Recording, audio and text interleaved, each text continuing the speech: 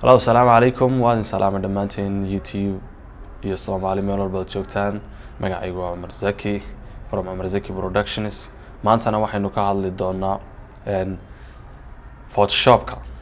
Sidaad hore u socoteen waxaan soo boosti garaynay toddobaadkii la soo dhaafay video aan idinku ogeysiinayay in aan channelkayga ku bilaabi doono barashada applicationada ay bixiso shirkadda CC ama Creative Color. Applicationadaas oo kala ah Adobe Photoshop, Adobe Lightroom, Adobe Premiere Pro, Adobe After Effects. Kadibna waxaan soo weydiinay su'aal ah midkee ayaanu ku bilownaa. Dabcan dadku waxay u badnaayeen kuwa ila soo xiriiray iyo kuwa Facebook comments ka soo bixiyay linkan halka galiyay iyo YouTube-ka kuwa comment nooga soo bixiyay waxa loo batay inaan Photoshop ku bilowno. Sidoo kale waxa aad la iga codsaday in Photoshopka aan laga bilaabin Photoshop iyo how to open laakiin laga bilaabo sida marka hore loo install gareeyo. Marka maanta waxaynu isku daynaa inaanu sameeyno sida loo install gareeyo Photoshopka computerkaaga lagu shubo kadibna xagaaban ka sii wadi doonaa Photoshopka iyo barashadiisa ilaa intaan ka dhamaynayno haddii la yiraahdo. Inta aynaan u gelin screenka iyo sida loo install gareynayo screen recordingka computerkayga waxaan jeclaan lahaa marka hore inaan idin socodsiiyo oon idin sheego marka hore wax walba oo application kasta oo install gareysanayso waxa loo baahan yahay computerkii qaadi lahayn inaad hayso. Almost wax walba way qaadaan laakiin waxa laga yaabaa processor hadduu yahay maxaa la dhahay architecture-kaagu 64 bit oo Photoshop soo download gareysanaysaa 32 bit hadduu yahayna 32 bit oo ayaa soo download gareysanaysaa. marka ugu horeysa inaad systemkaaga iyo computerkaaga ogaato ayaa muhiim ah, aad u muhiimsan. sidoo kale waxaad ogaataa Photoshop in loo isticmaalo for photo manipulation, sawir in lagu hagaajiyo loo isticmaalaa. sidoo kale waxa loo isticmaalaa waxyaabaha daabacada la xiriira. marka intaas waa good tip to know before intaynaan gelin inaad iska sii ogaato ayaa wanaagsan. So hadal badan waxba yaan idinku daalin, maanta aanu aragno bal sida Photoshopka loogu install gareeyo computerkaaga. sidoo kale linkiga aad ka soo download gareysan kartidna description-ka hoose ayaad ka arki kartaa YouTube-keena haddii aad rabtaan maxaa la dhahay sida loo soo download gareysto tutorial inaan ka soo bixiyo kulli waqti bay qaadanaysaa. marka hadal ayaan idinku sii daalin computerkan gallo. Okay, wayna kan waxaan soo dhaxgalay computerka. marka desktop saad arkaysaa waxay saaran the beautiful city waa Jigjiga. that's alaama su'aasha xaga la xaga sawirkana waxa qaaday walaalkiin miskiinkan idin sharaxaya. marka waxaan imika bilaabaynaa bal inaanu aan guda gallo sida loo install gareeyo Photoshop, Adobe Photoshop.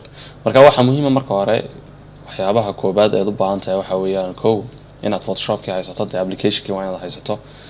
sida wada ogsoonahay applicationadan waa iib waana lacag, laakiin dhammaanteen waxaan jecel lahay in aynaan lacag ku iibsanin si kale noqotaba inaanu si kale ku helo. marka kolley meeshaad ka download gareysan kartaan description ku jira. marka waxaan tagaynaa imika meesha uu computerkeenu noogu jiro application-keenu. marka waa kan wuxuu ku jira aniga folderkan ugu jira hard disk meel kasta Photoshopka kugu jiro ayaa tagaysaa. kadibna waxaan tagaynaa Adobe Photoshop baan tagaynaa waxay ku qoran tahay Adobe Photoshop aad ku dhufaraysaa. saa hore idinku sheegay waxaa muhiim ah inaad ogaato ma 64 bit baad isticmaalaysaa mase 32 bit. markaad xaga ku dhufato folderkan Photoshopkan crack weeyaan. marka waa that means waa freeware then setup exe waxay ku qoran tahay ayaad ku dhufanaysaa.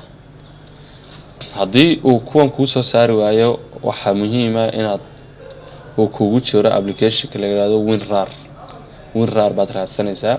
kadib ayuu kuu furayaa si uu kugu extract gareeyo. marka saad ogtahay ma inaan extract gareyn waan ku dhex furnaa.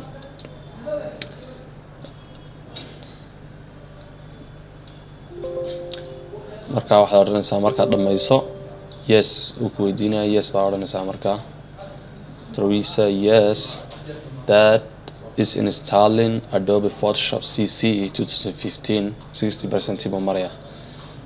saad aragtaan anigu waxaan ku shubtay 32 bit sababo kasta aan kugu shubtay jiraan adigu markaa waa inaad ogaataa 32 bit inuu yahay iyo 64 bit inuu yahay architecture-kaagu haddii uu 64 bit yahay maybe inuu ku qaado 32 bit-ka xataa sideen ku ogaan karaa inuu 64 bit yahay iyo inuu yahay inuu 64 bit yahay iyo inuu 32 bit yahay waxaad tegaysaa si dhib yar halkan baad tegi doontaa waxaad tegaysaa my pc this pc markaa right click baad odhanaysaa this pc on this pc baad right click odhan this pc right click then waxaad odhan properties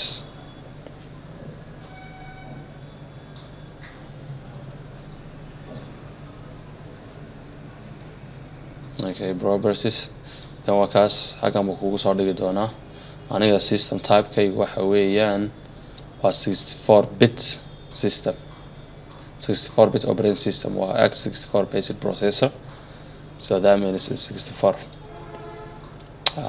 marka xagga baad ka ogaan kartaa kadib baad ku salayn doontaa ma 64 bit baan soo download-garaysanayaa mase waxaan soo download-garaysanayaa 32 bit okay aan aragna xaguu sii socdaa 37 marayaa markaa waan yara dedejinaynaa anugu waan yara dedejinayaa sababtaa videogan ugu dheeraanaya in yarba dedejin markuu dhameeyo ayaan isku soo noqonaynaa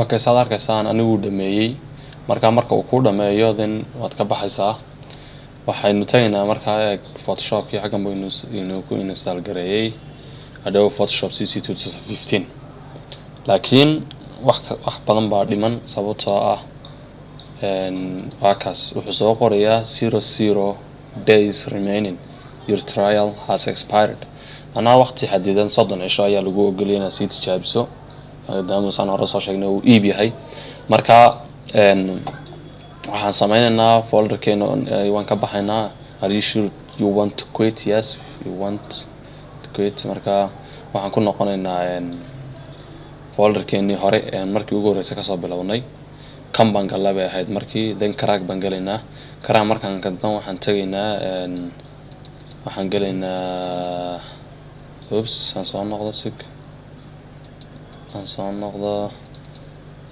crack markaad gasho crack waad odhanaysaa rar crack.rar baad tegaysaa marka haddana crack baad kusii dhufan waxaad tegaysaa em2 emulator markaad ku dhufato halkaa baad ku dhufanaysaa then are you sure yes I'm sure saad arkaysaan waxaad arkaysaan xaggan wax weyn noo soo dhigay marka xaggan baan application ka doorayna applicationkiini muxuu ahaa Dreamweaver ma ahayn Flash ma ahayn wuxuu ahaa Adobe Photoshop CC 15 then Adobe Photoshop CC 2015 waa ka applicationkeeni markaan taa doorano Adobe Photoshop CC hoosta weeyaan Photoshop waxay intaan طبعا isku wada si way ahaanaysaa I hope kadib install baa odhanayna we will not say advanced odhan mayno waxba waxaan odhanaynaa install then install markaad tiraahdo waa inaad tagto meeshii uu computerkaaga uu applicationka meeshii applicationka uu kugu install gareeyay then waxaad tagaysaa this PC baa tagi or if you are using Windows 10 tii kale waxaad tagaysaa toosan baad u tagi markaa kaas haddii aad Windows isticmaalayso then waxaad tagaysaa this PC waxaad ku dhufanaysaa meesha main drive-keena waa kaas then waxaad tagaysaa program files markaad tagto Adobe baad tagaysaa oo shirkadda ah sorry waxaan tagaynaa program files type 86 then Adobe baad tagaysaa, Photoshop baad tagaysaa, wakaas fileka baad qaadaysaa markaa mtlib.ll waan qaadanaa, open baadhaynaa.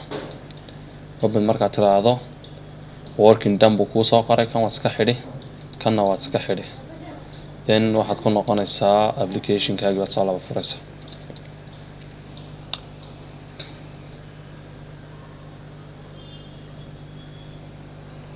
والله applicationkaagii successfully saas buu kugu install garoobay. waa kan waxaad arkaysaa new start with a preset open. Okay, markaas waad arkaysaan. marka waxaynu bilaabi doonaa in aan kuwan aan ka bilowno oo dhan ilaa waxaan oo dhan aan ka bilowno casharada xiga hadduu ilaa yidhaahdo. cashirkeena koobaad ee maanta intaas ayuu noogu eegyahay. waxaanu bilaabi doonaa inaan dhex galno Photoshopka iyo weliba si xiisale iyo waxyaabo xiisale inaanu idin barno. adigu waxaad nagu caawisaa kaliya inaad nala socoto, naga faa'iideysato, subscribe noo dhahdo channelkeena, like and comment description-ka hoose ku soo sheeg wixii faallaa iyo wixii aad jeclaan in lagu daro iyo wixii in laga reebo ah. Salute. Assalamu alaikum.